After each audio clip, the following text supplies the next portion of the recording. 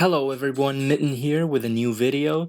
This one will be focused on high-level tips I wish I personally knew when I was starting out my serious Smash improvement.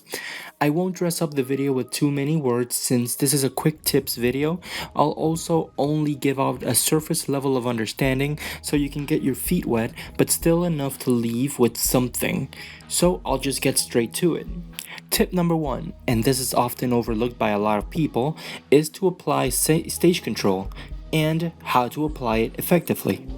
Stage control is a very strong skill to have because you will limit your opponent's options up to a half, which means in the worst position they could be while being on stage, they will only be able to approach you going either forwards in the ground or in the air, meaning with rising aerials or jumps or delayed aerials or dash attacks, grabs, rolls. Basically, you would be reading approaches in this case, which in this case really all requires is a read from your part. A lot of players tend to give up their stage control by hitting a move and then going all the way to the ledge for no real reason.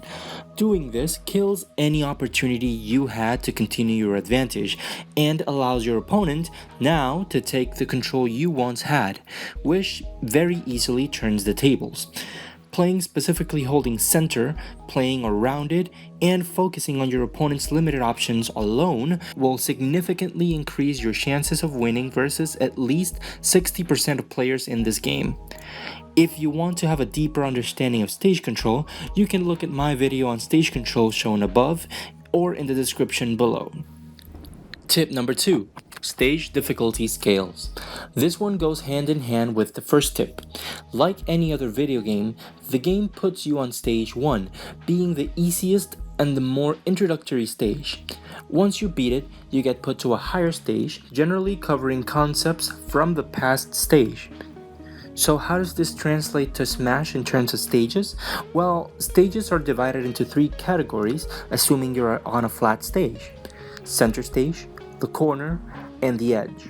This is referring to the difficulty for a player to take back or keep center stage from an opponent.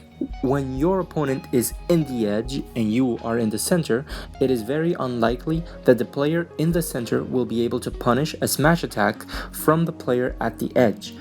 Because of this, almost anything you do from the edge becomes unpunishable while your opponent is at the center, which means for the person at the edge, it becomes very easy to take back center while the opponent is holding it directly. This makes the center stage 1 level difficulty, being the easiest for the player in disadvantage to take back center. Then, when your opponent is in the corner and you're in the edge, suddenly any small mistake you might do could be punishable by most of the cast.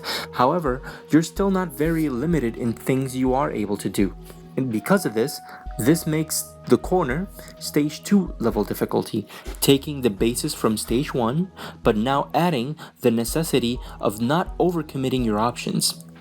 Finally, when your opponent is at the edge, this means you are either holding the ledge or you are off stage trying to recover, which means you're left with one option out of 6 while holding the ledge, or you're left with your potentially limited recovery while being edge guarded.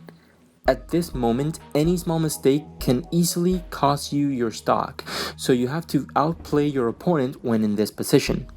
This makes the edge stage 3 difficulty, taking the necessity of not overcommitting from stage 2, but now taking it up a notch, where now you have to deal with player choice and situational values, which means in this case, you have to outplay your opponent.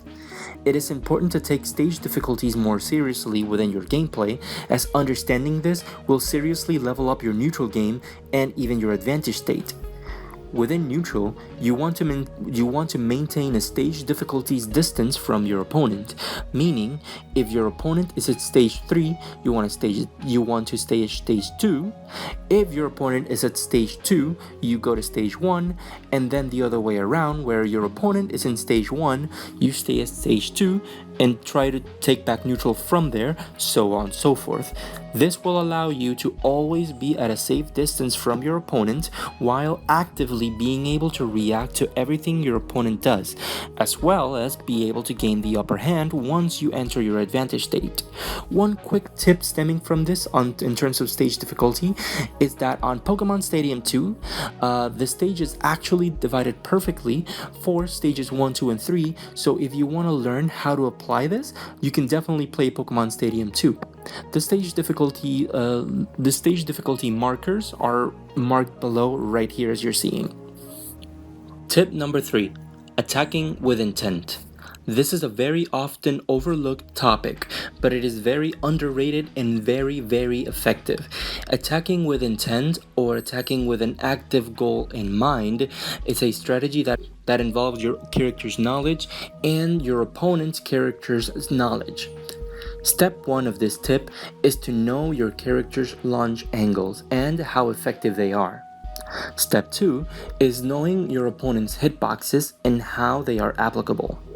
So, the best way to know your character's launch angles and your opponent's hitboxes, the best ones, you can very easily go to ultimateframedata.com and having a look at the hitboxes themselves. On these hitboxes, you'll also know where exactly they will send the opponent to and how big it is, how fast, so on and so forth. Once you have a strong idea of the opponent's options when they're in disadvantage and neutral, you can go to step 3. Step 3 is applying your knowledge and abusing their bad options. Example, when fighting Captain Falcon as Xerxes Samus, you want to abuse the fact that Falcon doesn't have effective landing hitboxes except for down air, which is relatively slow, and Falcon Kick, both of which can be easily called out or straight up beaten. So, taking a look at your own moves, what are your moves that can beat out Falcon in the neutral and get into a vertical space so you can then abuse your upwards hitboxes? So, as an example, let's take Xerxes Samus.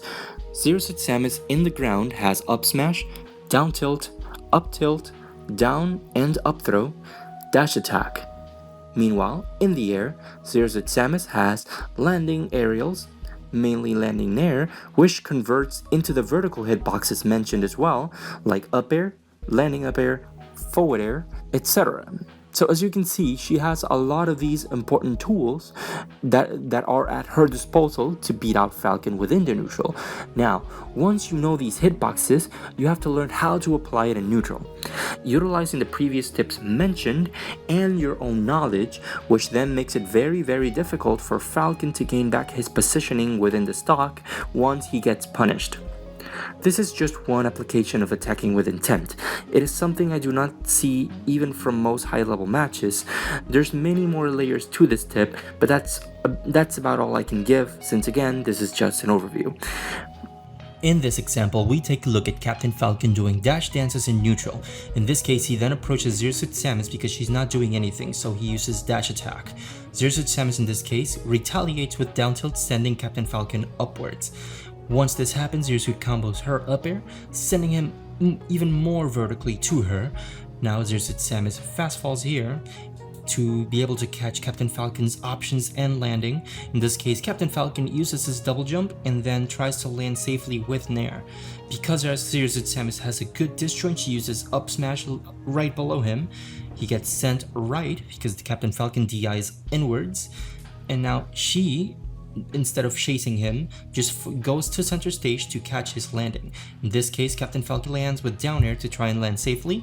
Xerxes Samus, capitalizing off this, uses up smash again, which then Captain Falcon gets then sent upwards. She uses a full hop to bait out a defensive option. It works. Captain Falcon air dodges inwards, She then uses a landing up air, which hits Captain Falcon, sends him upwards, and then Xerxes immediately double jumps and up Bs at this point, killing Captain Falcon. This is a perfect example of using attacks with intent, because her attacks, while they were horizontal, they sent upwards.